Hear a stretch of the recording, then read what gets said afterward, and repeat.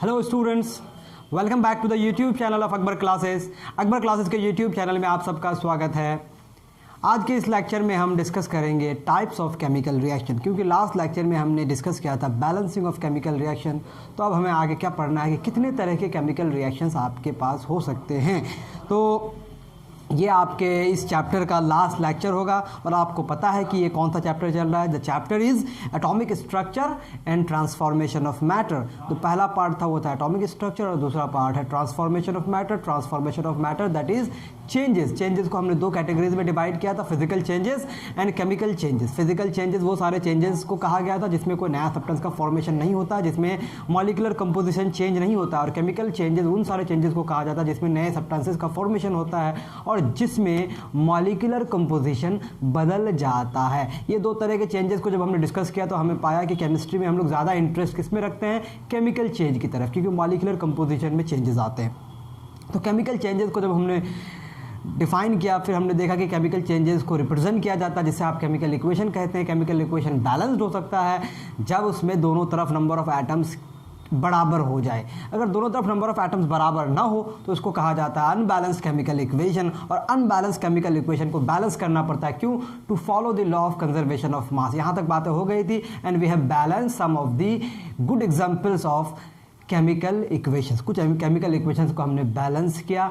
तो आज के इस लेक्चर में हम डिस्कस करेंगे कि कितने तरह के हमारे पास केमिकल रिएक्शंस हो सकते हैं। तो let's discuss types of chemical reaction. क्या डिस्कस करेंगे भाई? Types of chemical reactions. Okay, क्या क्या टाइप्स हम डिस्कस करेंगे? Number 1 we are going to discuss combination reaction. Okay, बहुत ही सिंपल, बस केमिकल रिएक्शंस हम बताएंगे और बताएंगे कि ये किस टाइप का है और क्यों है। कॉम्बिनेशन को आपके बुक में कहा गया है केमिकल कॉम्बिनेशन। तो इसे आप कॉम्बिनेशन रिएक्शन कहें या फिर इसको आप कहें केमिकल कॉम्बिनेशन। ओके, बतवा सेम ही है, एक ही बात है दोनों। दूसरे टाइप्स का रिएक्शन कहलाता है डिकम्पोजिशन रिएक्शन। डिकम्पोजिशन रिएक्शन, जिसको आप कह सकते हैं chemical decomposition. Okay, chemical decomposition.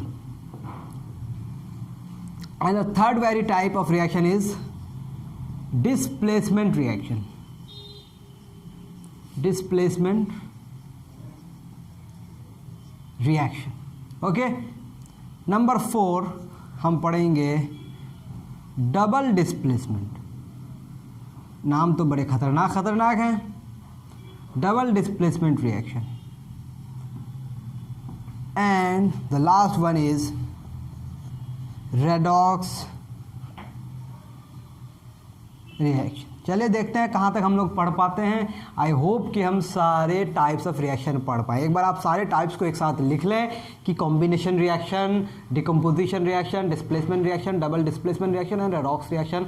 Now we will discuss each of the types of reaction one by one. Okay, चलें शुरू करते हैं भाई। चलिए शुरू किया जाए।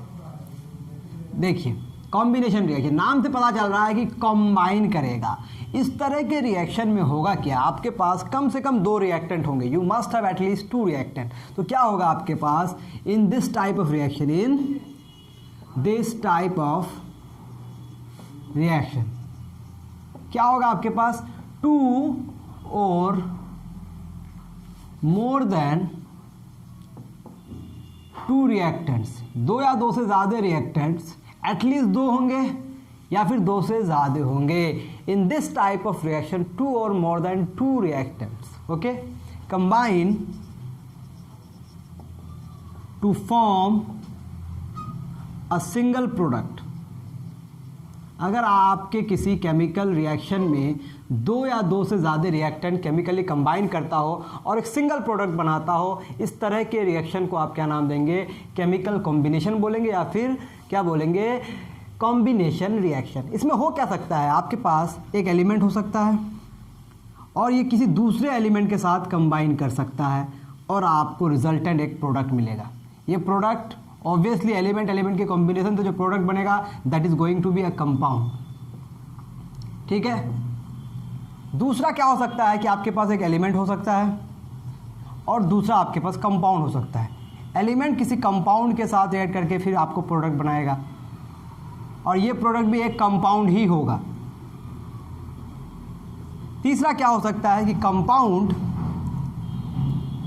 कंपाउंड के साथ रिएक्ट करने पर क्या बनाएगा, आपको एक प्रोडक्ट बनाएगा। तो तीनों ही केस में प्रोडक्ट एक ही होगा लेकिन रिएक्टेंट एक से ज़्यादा होंगे और ये आपको कंपाउंड कहलाएगा एक। तो एक एक का एग्जाम्पल देख लेते हैं। जैसा कि मैं नंबर 1 का एग्जाम्पल देखूं, इसमें क्या हो सकता है कि आप मैग्नीशियम को जिसका बहुत बार हम एग्जाम्पल ले चुके हैं रिएक्शन को बैलेंसिंग में, मैग्नीशियम को जब आप बर्न करते हैं तो ये ऑक्सीजन के साथ रिएक्ट करके क्या बना रहा है, magnesium oxide. In this case magnesium is an element and oxygen is an element. इन दोनों के कॉम्बिनेशन से एक सिंगल प्रोडक्ट बना, दैट इज मैग्नीशियम ऑक्साइड। ये पहला वाला एग्जाम्पल हो गया, 1 नंबर का एग्जाम्पल। दूसरे नंबर का एग्जाम्पल आप देख सकते हैं क्या हो सकता है। दूसरे नंबर का एग्जाम्पल में क्या होगा, एक एलिमेंट होगा दूसरा कंपाउंड होगा। एलिमेंट का कंपाउंड के साथ रिएक्शन आपके बुक में दिया हुआ है। अगर आपके पास एक एलिमेंट है, मान लेते हैं एक एलिमेंट, पहले मैं कंपाउंड लिख रहा हूँ फिर एलिमेंट लिख रहा हूँ। SO2 एक कंपाउंड है, सल्फर और ऑक्सीजन से बनने वाला compound, that is sulphur dioxide. इसका फर्दर ऑक्सीडेशन कराएंगे, फर्दर ऑक्सीजन के साथ रिएक्ट कराएंगे तो you are going to get SO3। समझ में आ रही बात। रिमेंबर, जितने सारे रिएक्शंस मैं लिखूंगा उसको बैलेंस करने की जिम्मेदारी आपकी खुद की है, क्योंकि मैंने बैलेंसिंग आपको एक लेक्चर में सिखाया है। ठीक है। अगर मैं बैलेंस करना चाहूँ तो आप इसको बैलेंस यहाँ क्या करेंगे, यहाँ आप 2 से मल्टीप्लाई करेंगे, यहाँ आपको 2 से मल्टीप्लाई करना पड़ेगा। This is balanced. क्या ये बैलेंस है? तो देख सकते हैं आप, प्रोडक्ट साइड में 3 ऑक्सीजन है और रिएक्टेंट साइड में 4 ऑक्सीजन है। तो कैसे बैलेंस किया जाए? बैलेंस करने का कुछ उपाय ढूंढते हैं हम लोग। क्या किया जाए? देख सकते हैं यहाँ पर आप 3 है, तो अगर हम यहाँ 2 से हिट करके देखते हैं, यहाँ 2 से मल्टीप्लाई करेंगे अगर, तो सल्फ़र के यहाँ कितने मॉलिक्यूल्स हो गए? 2। और यहाँ 2 से अगर हम मल्टीप्लाई करेंगे तो अब देख सकते हैं 4 ऑक्सीजन और 2 ऑक्सीजन, 6 ऑक्सीजन हो गया। यहाँ भी 6 ऑक्सीजन, सल्फ़र 2, दोनों तरफ आपको बैलेंस मिल गया। अब तीसरा टाइप ऑफ रिएक्शन अगर हम लोग देखेंगे, थर्ड टाइप ऑफ रिएक्शन, इसमें क्या है, कंपाउंड का कंपाउंड के साथ।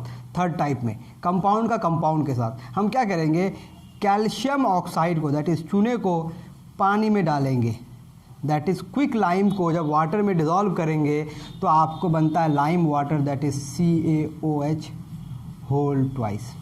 तो एक कंपाउंड दूसरे कंपाउंड के साथ रिएक्ट करके तीसरा कंपाउंड बना दिया। तो ये 3 तरह के कॉम्बिनेशन रिएक्शंस आपको पॉसिबल हैं। ओके, प्लीज़ इसको नोट कीजिए, फिर हम लोग अगले रिएक्शन के टाइप में जाएंगे।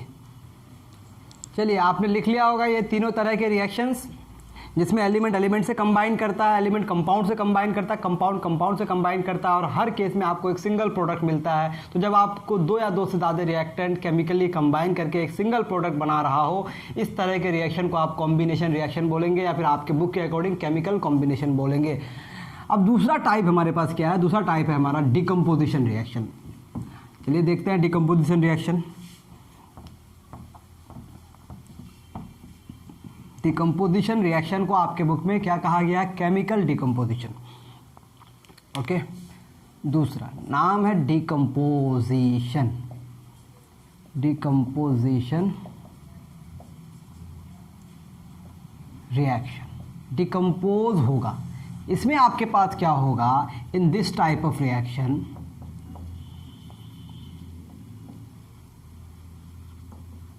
a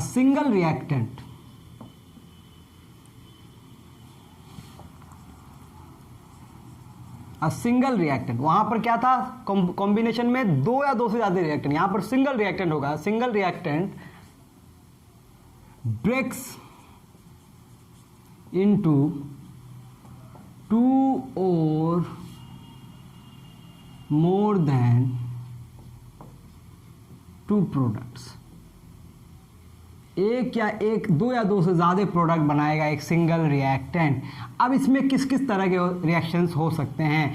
आपको जब आप किसी रिएक्टेंट को ब्रेक करना होता है, तोड़ना होता है, तो आपको एनर्जी देनी पड़ती है। तो एनर्जी देने के लिए आपको एनर्जी के अलग अलग फॉर्म होंगे। अगर आप हीट देंगे तो हीट के प्रेजेंस में रिएक्शन होगा। अगर आप इलेक्ट्रिसिटी पास करेंगे तो इलेक्ट्रिक करंट के प्रेजेंस में रिएक्शन होगा। अगर आप सनलाइट देंगे तो सनलाइट के प्रेजेंस में रिएक्शन होगा। यानी कि इस तरह के रिएक्शंस को होने के लिए एनर्जी की ज़रूरत पड़ती है, एक्सटर्नल सोर्स से एनर्जी देनी पड़ती है। यानी कि in the presence of heat होगा, या in the presence of sunlight होगा, या फिर in the presence of electric current होगा। यानी कि डिकम्पोजिशन रिएक्शंस आपके पास फर्दर 3 तरह के होंगे। Number 1 thermal decomposition.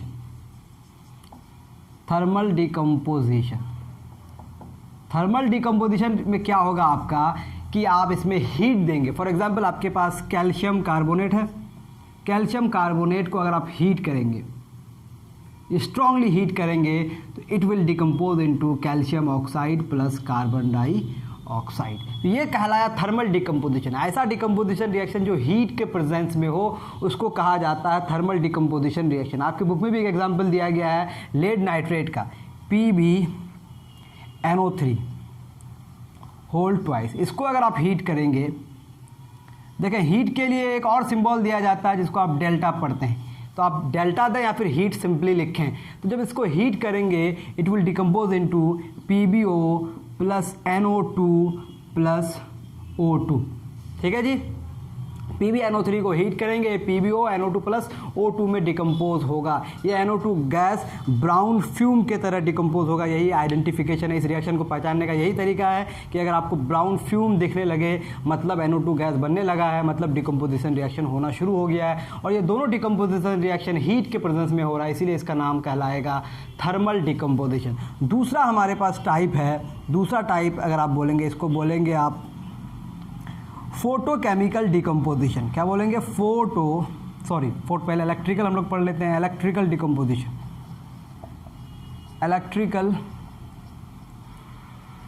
डिकम्पोजिशन। अगर कोई डिकम्पोजिशन रिएक्शन इलेक्ट्रिसिटी के प्रेजेंस में हो उसको कहा जाएगा इलेक्ट्रिकल डिकम्पोजिशन। जनरली इसमें किसी कंपाउंड को उसके कॉन्स्टिट्यूएंट एलिमेंट्स में तोड़ा जाता है। फॉर एग्जांपल आपके पास सोडियम क्लोराइड है। सोडियम क्लोराइड एक सॉलिड है, इस सॉलिड से इलेक्ट्रिसिटी पास नहीं हो सकता है, इसीलिए इसको हम पिघला देंगे। क्या कर देंगे? पिघला देंगे, यानी कि इसको लिक्विड स्टेट में लाएंगे। लिक्विड स्टेट में लाने के बाद इससे आप इलेक्ट्रिक करंट पास करेंगे। अब इलेक्ट्रिक करंट जो ही पास करेंगे it will decompose into sodium solid and Cl2 gas. समझ में आ रही बात? सोडियम सॉलिड बन जाएगा और Cl2 गैस बन के बाहर निकल जाएंगे। इसी तरह से आप H2O का भी इलेक्ट्रिकल डिकम्पोजिशन कर सकते हैं। H2O लिक्विड प्योर स्टेट में ये रिएक्शन होता नहीं है, इसमें कुछ सल्फ्यूरिक एसिड के कुछ ड्रॉप्स डाले जाते हैं। सल्फ्यूरिक एसिड के कुछ ड्रॉप्स डालने पर ये इलेक्ट्रिकल कंडक्टर बन जाता है और फर्दर ये डिसोशिएट होता है इलेक्ट्रिक करंट के प्रेजेंस में। इलेक्ट्रिक करंट अगर आप देंगे इसमें, ओके, तो आपको H2 गैस मिल जाएगा और O2 गैस मिल जाएगा। रिमेंबर कि ऐसा नहीं कि बस 2 वायर को आपने किसी लिक्विड में डिसॉल्व कर दिया और रिएक्शन हो जाएगा, ऐसा नहीं है। इसके लिए आपको कम्प्लीटली एक सेल बनाना पड़ता है जिसको कहा जाता है इलेक्ट्रोलाइटिक सेल। उस इलेक्ट्रोलाइटिक सेल में इस तरह के डिकम्पोजिशन रिएक्शंस होते हैं और इस तरह के डिकम्पोजिशन रिएक्शन में जनरली क्या किया जाता है, किसी कंपाउंड को उसके कॉन्स्टिट्यूएंट एलिमेंट में तोड़ा जाता है। फॉर एग्जाम्पल वाटर में हाइड्रोजन और ऑक्सीजन था तो ये हाइड्रोजन और ऑक्सीजन में ब्रेक कर गया। सोडियम क्लोराइड था, ये सोडियम और क्लोरीन में ब्रेक कर गया। तो किसी कंपाउंड को उसके कॉन्स्टिट्यूएंट एलिमेंट्स में ब्रेक करने के लिए जो रिएक्शन है उसे कहा जाता है, क्या कहा जाता है भाई? उसे कहा जाता है इलेक्ट्रिकल डिकम्पोजिशन। तो तीसरा टाइप हमारे पास क्या है? Photochemical decomposition. The third very type that we have is photochemical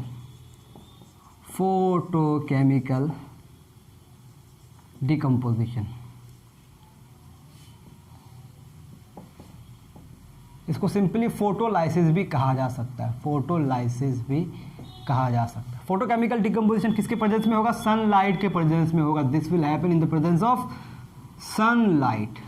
तो अगर आपके पास सिल्वर क्लोराइड है, सिल्वर क्लोराइड जो वाइट कलर का क्रिस्टल है, इस पर अगर आप सनलाइट को डालेंगे तो ये सिल्वर जो ग्रे कलर का होता है, ऑलमोस्ट सिल्वरी ग्रे, उसमें और क्लोरीन गैस बाहर निकल जाएगा। ये रिएक्शन कहलाया फोटोकेमिकल डिकम्पोजिशन। या फिर सिल्वर ब्रोमाइड AgBr सॉलिड में अगर आप सनलाइट में एक्सपोज करेंगे तो this will also give you Ag solid plus Br2 जो आपका लिक्विड बन के वहाँ से निकल जाएगा और आपका सॉलिड बच जाएगा। तो this is the reaction, these are the reactions. एक हो गया हमारा थर्मल डिकम्पोजिशन, एक हो गया इलेक्ट्रिकल डिकम्पोजिशन, एक हो गया फोटोकेमिकल डिकम्पोजिशन। तो ये दो तरह के मेन रिएक्शन हमने पढ़ लिए।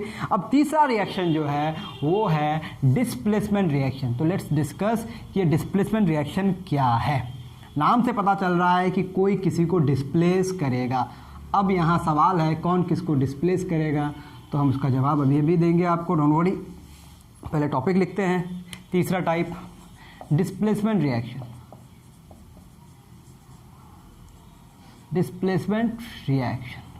अब डिस्प्लेसमेंट रिएक्शन में क्या होगा, एक एलिमेंट दूसरे एलिमेंट को डिस्प्लेस करेगा। कहाँ से करेगा, किसी गिवन कंपाउंड से। तो होता क्या, कौन एलिमेंट डिस्प्लेस कर सकता है, तो जो एलिमेंट डिस्प्लेस कर देता है उसको हम लोग कहते हैं मोर रिएक्टिव एलिमेंट। तो क्या बोलेंगे, more reactive element displaces less reactive element from its compound। क्या होगा, more reactive element less reactive element को उसके कंपाउंड से डिस्प्लेस कर देगा। किसी कंपाउंड में कोई एलिमेंट है, मान लेते हैं आपके पास एक कोई कंपाउंड है, जनरल हम लिखते हैं, जनरल फॉर्म हम लिखने की कोशिश करते हैं। जनरल फॉर्म, कोई कंपाउंड है जिसमें हमारे पास XY एलिमेंट्स का कॉम्बिनेशन है, हमने इसमें डाला Z और मान के चलते हैं Z is more reactive than X।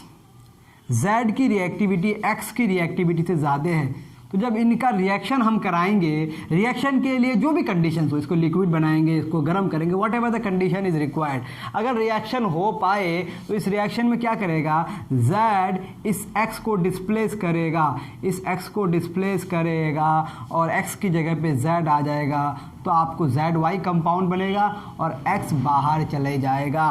तो Z ने X को क्या कर दिया, डिस्प्लेस कर दिया। Hence this reaction is going to be called as displacement reaction. अब इसके एग्जाम्पल्स देखते हैं हम लोग।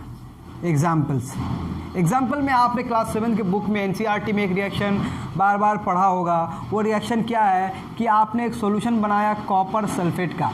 कॉपर सल्फेट का आपने एक्वस सॉल्यूशन बनाया। This is your copper sulphate solution, remember this, copper sulphate solution कैसा दिखता है भाई, दिस अपीयर्स ब्लू। इसमें आपने आयरन का कोई नेल डाला, आयरन के नेल डालने के बाद दिस ब्लू कलर डिसअपीयर्स और आपको एक ग्रीन कलर का सॉल्यूशन बनते हुए दिखता है। अब ये ग्रीन कलर का सॉल्यूशन एक्चुअली क्या होता है, सॉल्यूशन ऑफ आयरन सल्फेट। तो आप इसको लिखेंगे iron sulphate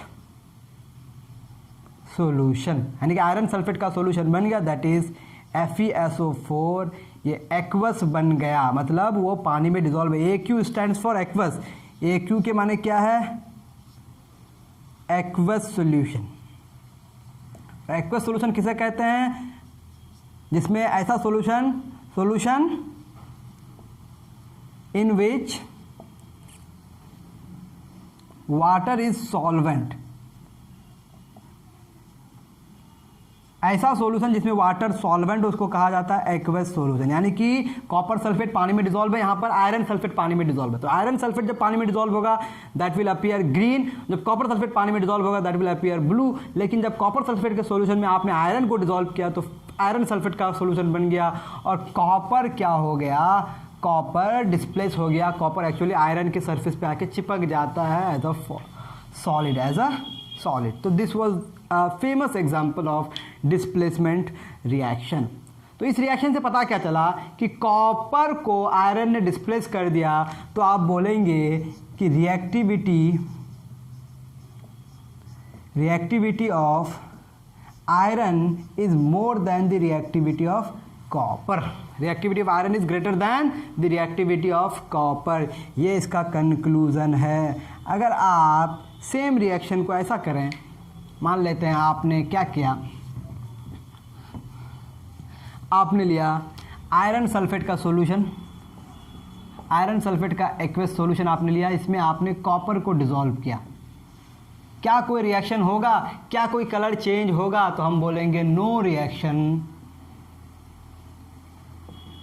will take place, कोई भी रिएक्शन होने नहीं जा रहा है। क्यों रिएक्शन नहीं होगा? बिकॉज रीजन क्या है, iron is more reactive than copper. तो जो डिस्प्लेस करेगा उसकी रिएक्टिविटी किसी कंपाउंड में पाए जाने वाले एलिमेंट की रिएक्टिविटी से ज़्यादा होना चाहिए, अदरवाइज रिएक्शन कभी नहीं होगा, डिस्प्लेसमेंट रिएक्शन कभी नहीं होगा। अब इस तरह के जब डिस्प्लेसमेंट रिएक्शन बार बार कराए गए तो हमें पता चला कि कौन से एलिमेंट की रिएक्टिविटी कम है, कौन से एलिमेंट की रिएक्टिविटी ज़्यादा है। तो जब मेटल्स पे ये चेक किया गया, ये सारे रिएक्शंस बार बार किए गए कुछ मेटल्स पे, तो हमें एक सीरीज़ मिली और उस सीरीज़ में आपने मेटल्स को क्या किया, अरेंज किया, जिसमें मेटल्स की रिएक्टिविटी को डिक्रीजिंग ऑर्डर में रखा गया है और वो सीरीज़ कहलाया मेटल रिएक्टिविटी सीरीज़। तो वो ऐसे नहीं दिया गया है, इस तरह के डिस्प्लेसमेंट रिएक्शंस को बार बार करके देखा गया, जिससे पता चला किस मेटल की रिएक्टिविटी किस मेटल की रिएक्टिविटी से ज़्यादा है। तो सारे मेटल्स नहीं, कुछ खास मेटल्स उस रिएक्टिविटी सीरीज में दिए गए हैं, वो आपके बुक में भी दिया गया है और मैं यहाँ बोर्ड में लिखने की कोशिश करता हूँ। ओके, तो क्या कहलाएगा, मेटल रिएक्टिविटी सीरीज। लिखते हैं हम लोग मेटल रिएक्टिविटी सीरीज को, मेटल रिएक्टिविटी सीरीज।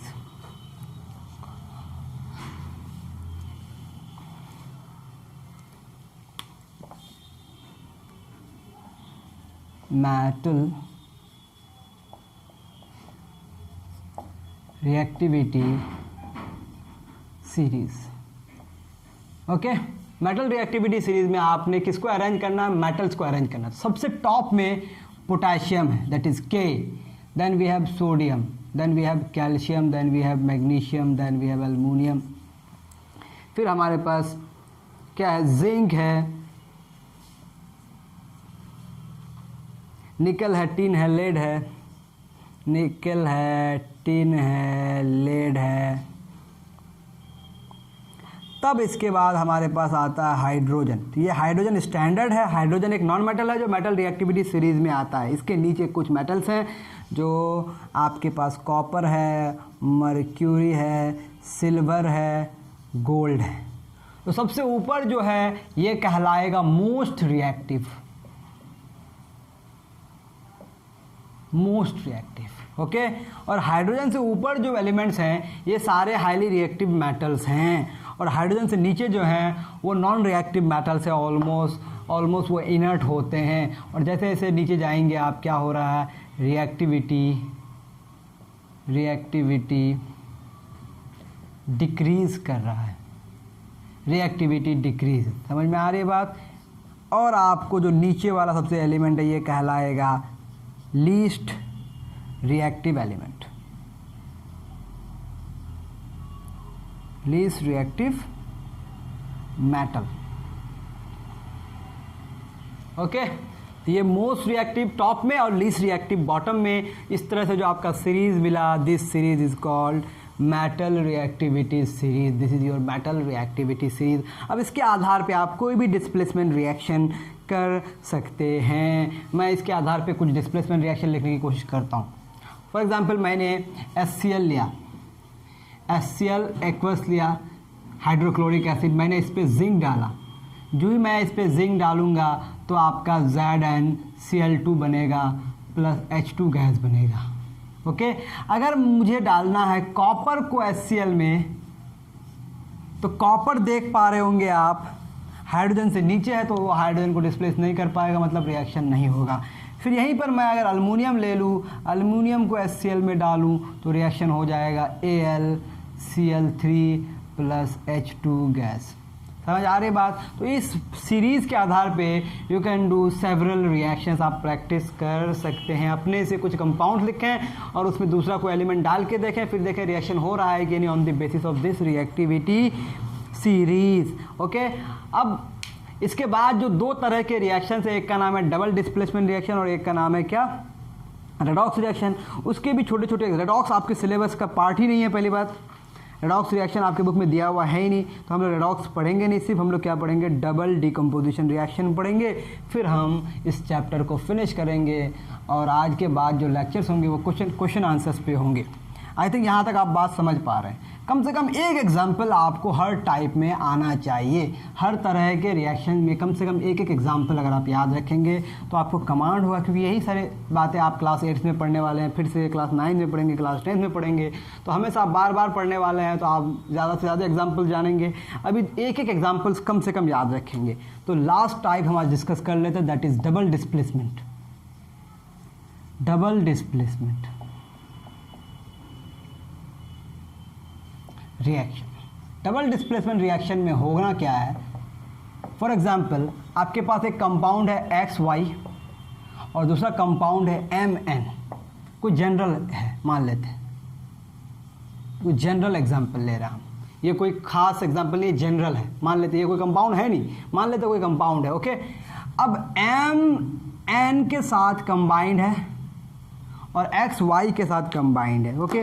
जो पहला वाला पार्ट होता है वो पार्ट कहलाता है कटायन। मान लेते हैं इस पे एक पॉजिटिव चार्ज है, इस पे एक नेगेटिव चार्ज है, उसी तरह से इस पे एक पॉजिटिव चार्ज है, इस पे एक नेगेटिव चार्ज है। तो जब इन दोनों के सॉल्यूशंस को आप मिलाएंगे, इसके सॉल्यूशन को इसके सॉल्यूशन से मिलाएंगे, तो होगा क्या, इसका कटायन इसके एनायन के साथ इंटरेक्ट करेगा और इसका कटायन इसके एनायन के साथ इंटरेक्ट करेगा। इस इंटरेक्शन के तत्पश्चात, इस इंटरेक्शन के फलस्वरूप, इस इंटरेक्शन के रिजल्ट में आपको नए कंपाउंड्स के फॉर्मेशन होंगे, यानी कि MY के साथ कंबाइन करके MY का फॉर्मेशन करेगा और XN के साथ कंबाइन करके XN का फॉर्मेशन करेगा।